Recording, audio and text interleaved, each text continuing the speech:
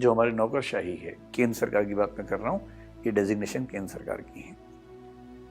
Staff कहां से आता है, हमें बेसिकली ये समझना है। और उसको समझने से पहले एक बार जल्दी से समझ लीजिए कि हमारे केंद्र सरकार में रैंकिंग क्या होती है। आप किसी मिनिस्ट्री की बात अगर करेंगे, मिनिस्ट्री में सबसे ऊपर आता है कैबिनेट मिनिस्टर। कैबिनेट मिनिस्टर के बाद है मिनिस्टर ऑफ स्टेट, राज्य मंत्री अगर कोई है तो। ये तो पॉलिटिकल लोग हो गए।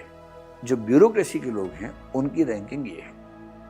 सबसे ऊपर आता है सेक्रेटरी, जो पूरे के पूरे डिपार्टमेंट या पूरी की पूरी मिनिस्ट्री का प्रमुख होता है। जैसे होम सेक्रेटरी का मतलब वो होम मिनिस्ट्री का प्रमुख है। फाइनेंस सेक्रेटरी फाइनेंस मिनिस्ट्री का प्रमुख है। ऐसी फॉरेन सेक्रेटरी जो MEA है, मिनिस्ट्री ऑफ एक्सटर्नल अफेयर्स है, उसका प्रमुख है। तो सेक्रेटरी बहुत बड़ी चीज हो जाता है। आमतौर पे 30-32 साल जो IAS नौकरी कर चुका हो वो सेक्रेटरी बन पाता, उसके पहले बनना संभव नहीं होता। एडिशनल सेक्रेटरी और जॉइंट सेक्रेटरी ये लगभग समान पद हैं, मतलब आप कह सकते हैं कि समान है। उनमें जो थोड़ा ज्यादा चैलेंज वाला काम होता है वो एडिशनल सेक्रेटरी रैंक पे मिलता है, जो थोड़ा कम चैलेंज वाला होता है जॉइंट सेक्रेटरी मिलता है। दोनों बहुत ऊंचे पद हैं। और ये जो दोनों पद हैं ये आमतौर पे किसी मिनिस्ट्री के अंदर संभाल लेते हैं। एक विंग आप कह लीजिए, पूरा विंग संभालते हैं। उसके एकदम नीचे आते हैं डायरेक्टर्स और डिप्टी सेक्रेटरीज। ये लगभग बराबर स्तर के पद हैं, लेकिन बस वही है कि इनमें जो थोड़ा कम महत्वपूर्ण काम होगा वो डिप्टी सेक्रेटरी के पास होगा, जो थोड़ा ज्यादा महत्वपूर्ण होगा डायरेक्टर के पास होगा। ये आमतौर पर जो चीज संभालते हैं उसको बोलते हैं डिवीजन। किसी मिनिस्ट्री के कुछ विंग्स होते हैं, विंग्स के डिविजन्स होते हैं, तो एक एक डिवीजन ये लोग संभाल लेते हैं। उसके नीचे अंडर सेक्रेटरी होते हैं। अंडर सेक्रेटरी आमतौर पे मतलब क्लरिकल काम थोड़ा सा उच्च स्तर का जो है वो वाला करते हैं, कोई बहुत पॉलिसी मेकिंग वाला काम यहाँ पर नहीं होता है। असिस्टेंट सेक्रेटरी एक नया डेजिग्नेशन है, पिछले कुछ साल से मोदी सरकार ने शुरू किया है कि जो IAS अधिकारी हैं अपनी ट्रेनिंग के दौरान कुछ महीनों के लिए भारत सरकार में आते हैं दिल्ली में और इस पद पर काम करते हैं। सिर्फ इसलिए, पहले क्या होता था कि सीधे फील्ड में गए, कई साल फील्ड में रहे, उसके बाद जब सचिवालय में आते हैं जहां पर असली काम है, उनको यहाँ का कुछ पता ही नहीं होता कैसे काम चलता है, फाइल कैसे बनती है, नोट कैसे लिखते हैं, ड्राफ्टिंग कैसे करते हैं, कुछ आइडिया नहीं होता था उनको।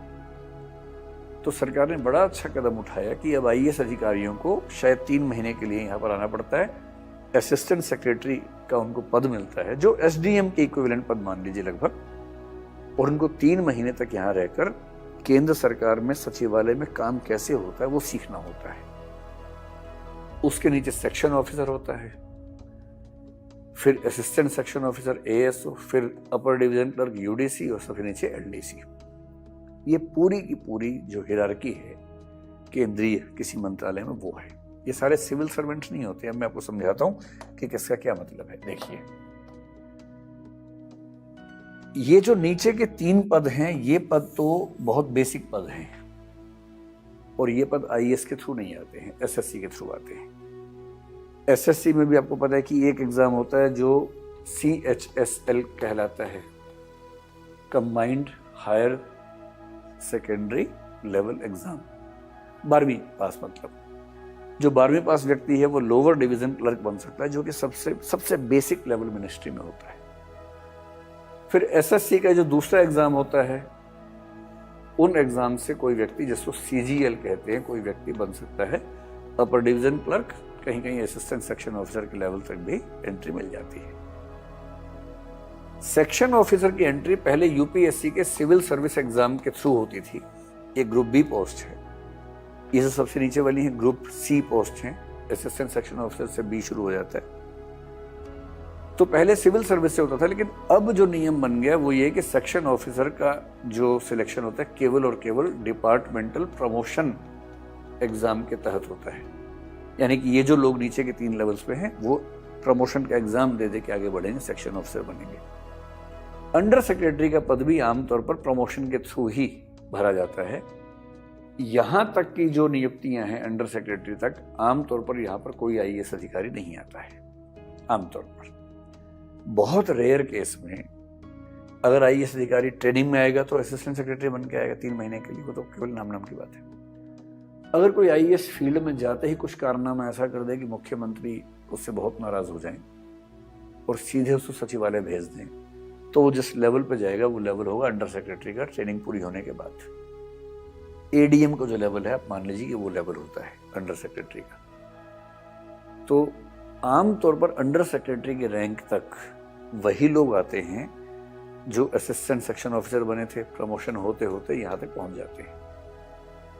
डायरेक्ट सेक्शन ऑफिसर्स अब नहीं आते हैं। 2003 तक यूपीएससी के इस एग्जाम में सिविल सर्विस में होते थे, अब वो होते ही नहीं है इसलिए।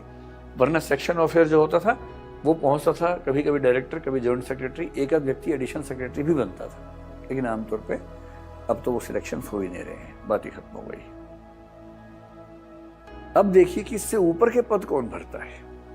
ये जो नीचे के 3 पदों से लोग आए हैं ये आमतौर पे अंडर सेक्रेटरी में बन के खत्म हो जाते हैं, उसके ऊपर नहीं जा पाते हैं, ये मान के चलिए नहीं जा पाते। बहुत रेयर एक आध व्यक्ति जाएगा तो जाएगा। तो सवाल है कि इसके ऊपर के पद कैसे भरे जाएंगे। इसके ऊपर के जो पद भरे जाते हैं ये भरे जाते हैं आमतौर पर केंद्रीय सेवाओं के माध्यम से। और इन पदों को भरने की जो एक स्कीम है उसको बोलते हैं सेंट्रल स्टाफिंग स्कीम। मैं भी आपको इसका थोड़ा सा विस्तार में समझाता हूं ताकि आप समझ लें कि आईएएस बनने के बाद क्या क्या होने वाला है, देश में आपकी क्या भूमिका रहने वाली है। सेंट्रल स्टाफिंग स्कीम इन 5 पदों पर काम करती है जो हमारी नौकरशाही है। केंद्र सरकार की बात मैं कर रहा हूं, ये डेजिग्नेशन केंद्र सरकार की है। स्टाफ कहां से आता है हमें बेसिकली ये समझना है, और उसको समझने से पहले एक बार जल्दी से समझ लीजिए कि हमारे केंद्र सरकार में रैंकिंग क्या होती है। आप किसी मिनिस्ट्री की बात अगर करेंगे, मिनिस्ट्री में सबसे ऊपर आता है कैबिनेट मिनिस्टर। कैबिनेट मिनिस्टर की बात है मिनिस्टर ऑफ स्टेट, राज्य मंत्री अगर कोई है तो। ये तो पॉलिटिकल लोग हो गए। जो ब्यूरोक्रेसी के लोग हैं उनकी रैंकिंग ये है। सबसे ऊपर आता है सेक्रेटरी, जो पूरे के पूरे डिपार्टमेंट या पूरी की पूरी मिनिस्ट्री का प्रमुख होता है। जैसे होम सेक्रेटरी का मतलब वो होम मिनिस्ट्री का प्रमुख है। फाइनेंस सेक्रेटरी फाइनेंस मिनिस्ट्री का प्रमुख है। ऐसे फॉरेन सेक्रेटरी जो MEA है, मिनिस्ट्री ऑफ एक्सटर्नल अफेयर्स है, उसका प्रमुख है। तो सेक्रेटरी बहुत बड़ी चीज हो जाता है। आमतौर पे 30-32 साल जो IAS नौकरी कर चुका हो वो सेक्रेटरी बन पाता, उसके पहले बनना संभव नहीं होता।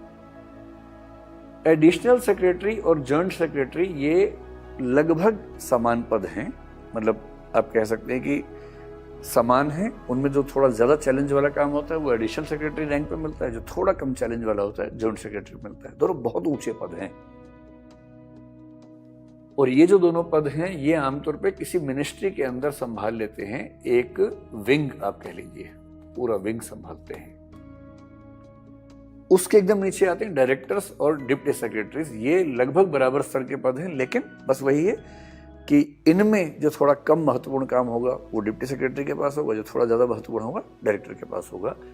ये आमतौर पर जो चीज संभालते हैं उसको बोलते हैं डिवीजन। किसी मिनिस्ट्री के कुछ विंग्स होते हैं, विंग्स के डिविजन्स होते हैं, तो एक एक डिवीजन ये लोग संभाल लेते हैं। उसके नीचे अंडर सेक्रेटरी होते हैं। अंडर सेक्रेटरी आमतौर पे मतलब क्लरिकल काम थोड़ा सा उच्च स्तर का जो है वो वाला करते हैं, कोई बहुत पॉलिसी मेकिंग वाला काम यहाँ पर नहीं होता है।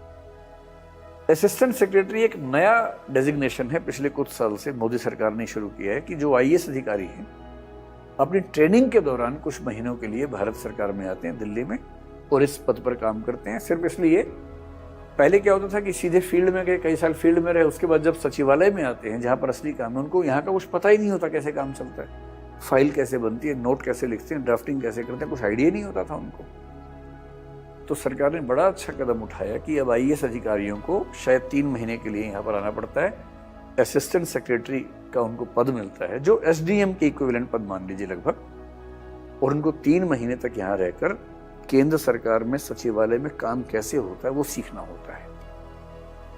उसके नीचे सेक्शन ऑफिसर होता है, फिर असिस्टेंट सेक्शन ऑफिसर ASO, फिर अपर डिवीजन क्लर्क UDC और सबसे नीचे LDC। ये पूरी की पूरी जो हिरार्की है केंद्रीय किसी मंत्रालय में वो है। ये सारे सिविल सर्वेंट्स नहीं होते। अब मैं आपको समझाता हूं कि किसका क्या मतलब है। देखिए, ये जो नीचे के 3 पद हैं ये पद तो बहुत बेसिक पद हैं और ये पद IAS के थ्रू नहीं आते हैं, SSC के थ्रू आते हैं। SSC में भी आपको पता है कि एक एग्जाम होता है जो CHSL कहलाता है, combined higher secondary level exam, 12वीं पास मतलब। जो 12वीं पास व्यक्ति है वो लोअर डिवीजन क्लर्क बन सकता है, जो कि सबसे बेसिक लेवल मिनिस्ट्री में होता है। फिर एसएससी का जो दूसरा एग्जाम होता है, उन एग्जाम से कोई व्यक्ति, जिसको सीजीएल कहते हैं, कोई व्यक्ति बन सकता है अपर डिवीजन क्लर्क, कहीं कहीं असिस्टेंट सेक्शन ऑफिसर के लेवल तक भी एंट्री मिल जाती है। सेक्शन ऑफिसर की एंट्री पहले यूपीएससी के सिविल सर्विस एग्जाम के थ्रू होती थी। ये ग्रुप बी पोस्ट है, ये जो सबसे नीचे वाली है ग्रुप सी पोस्ट है। असिस्टेंट सेक्शन ऑफिसर से बी शुरू हो जाता है। तो पहले सिविल सर्विस से होता था, लेकिन अब जो नियम बन गया वो ये कि सेक्शन ऑफिसर का जो सिलेक्शन होता है केवल और केवल डिपार्टमेंटल प्रमोशन एग्जाम के तहत होता है। यानी कि ये जो लोग नीचे के 3 लेवल्स पे हैं वो प्रमोशन का एग्जाम दे के आगे बढ़ेंगे, सेक्शन ऑफिसर बनेंगे। अंडर सेक्रेटरी का पद भी आमतौर पर प्रमोशन के थ्रू ही भरा जाता है। यहां तक की जो नियुक्तियां हैं अंडर सेक्रेटरी तक, आमतौर पर यहां पर कोई आईएएस अधिकारी नहीं आता है। आमतौर पर बहुत रेयर केस में अगर आईएएस अधिकारी ट्रेनिंग में आएगा तो असिस्टेंट सेक्रेटरी बन के आएगा 3 महीने के लिए, वो तो केवल नाम की बात है। अगर कोई आईएएस फील्ड में जाते ही कुछ कारनामा ऐसा कर दे कि मुख्यमंत्री उससे बहुत नाराज हो जाएं और सीधे उसको सचिवालय भेज दें, तो वो जिस लेवल पे जाएगा वो लेवल होगा अंडर सेक्रेटरी का, ट्रेनिंग पूरी होने के बाद। एडीएम का जो लेवल है, आप मान लीजिए कि वो लेवल होता है अंडर सेक्रेटरी का। तो आमतौर पर अंडर सेक्रेटरी के रैंक तक वही लोग आते हैं जो असिस्टेंट सेक्शन ऑफिसर बने थे, प्रमोशन होते होते यहां तक पहुंच जाते हैं। डायरेक्ट सेक्शन ऑफिसर्स अब नहीं आते हैं। 2003 तक यूपीएससी के इस एग्जाम में सिविल सर्विस में होते थे, अब वो होते ही नहीं है इसलिए। वरना सेक्शन ऑफिसर जो होता था वो पहुंचता था कभी कभी डायरेक्टर, कभी जॉइंट सेक्रेटरी, एक आध व्यक्ति एडिशनल सेक्रेटरी भी बनता था। लेकिन आमतौर पे अब तो वो सिलेक्शन हो ही नहीं रहे हैं, बात ही खत्म हो गई। अब देखिए कि इससे ऊपर के पद कौन भरता है। ये जो नीचे के 3 पदों से लोग आए हैं, ये आमतौर पे अंडर सेक्रेटरी में बन के खत्म हो जाते हैं, उसके ऊपर नहीं जा पाते हैं, ये मान के चलिए नहीं जा पाते। बहुत रेयर एक आध व्यक्ति जाएगा तो जाएगा। तो सवाल है कि इसके ऊपर के पद कैसे भरे जाएंगे। इसके ऊपर के जो पद भरे जाते हैं, ये भरे जाते हैं आमतौर पर केंद्रीय सेवाओं के माध्यम से। और इन पदों को भरने की जो एक स्कीम है उसको बोलते हैं सेंट्रल स्टाफिंग स्कीम। मैं भी आपको इसका थोड़ा सा विस्तार में समझाता हूं ताकि आप समझ लें कि आईएएस बनने के बाद क्या क्या होने वाला है, देश में आपकी क्या भूमिका रहने वाली है। सेंट्रल स्टाफिंग स्कीम इन 5 पदों पर काम करती है।